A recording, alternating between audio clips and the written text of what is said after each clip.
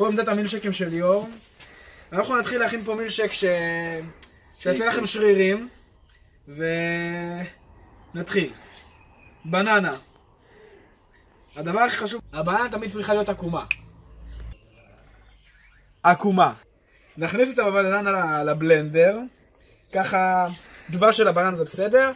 נפרק אותה לכמה חתיכות ונכניס. התפוח נחלק אותו ל4 חתיכות ונזרוק רק 3. אפשר גם את הרביעי. הגענו לגוז'י ברי. גוז'י ברי זה כמו צימוקים רק יותר יקר, 21 שקל לחבילה. אנחנו נדחוף איזה כפית 2 לתוך הבלנדר ונקווה שיצא טעים, אני לא יודע.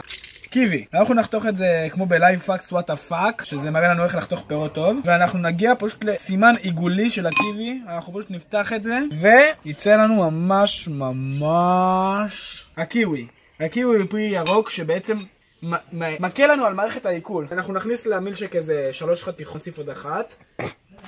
חבר'ה, השיבולת שועל, כמו גשם של שיבולת אנחנו נעשה קצת למילשק.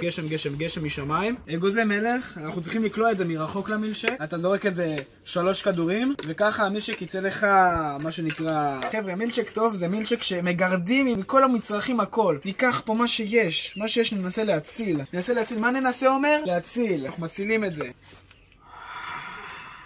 חבר'ה, יוגורט צריכים לפתוח אותו מהר ולקוות שלא ישפריץ. היוגורט קצת דליל אבל זה בסדר, הכל בסדר. קצת שקצ'ק אותו. דודו בום, הכל בסדר עם אור. חבר'ה, לא קרה כלום, אם שמתם יוגורט מקולקל, לא קרה כלום. טיפה דבש ולהמתיק את העניין. זהו, כמה דבש, זהו. מרכיב הסודי זה זרעים של צ'יה. פה על קצת זרע. אתה בטוח שזה לא פלפל שחור? סור. חבר'ה, קרחים. הכי חשוב קרחים, שיהיה טעים. נאכל לי קרח, בסדר? חלב. קצת שיהיה טעים. רוצים לשמוע קצת או מאמה?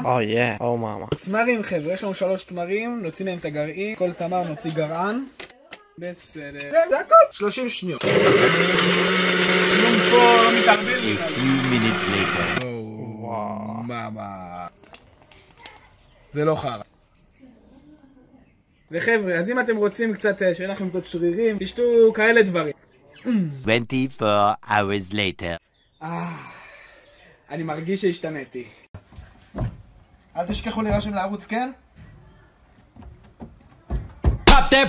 My milkshake brings all the boys to the yard and they're like, it's better than yours. Damn right, it's better than yours. I could teach you.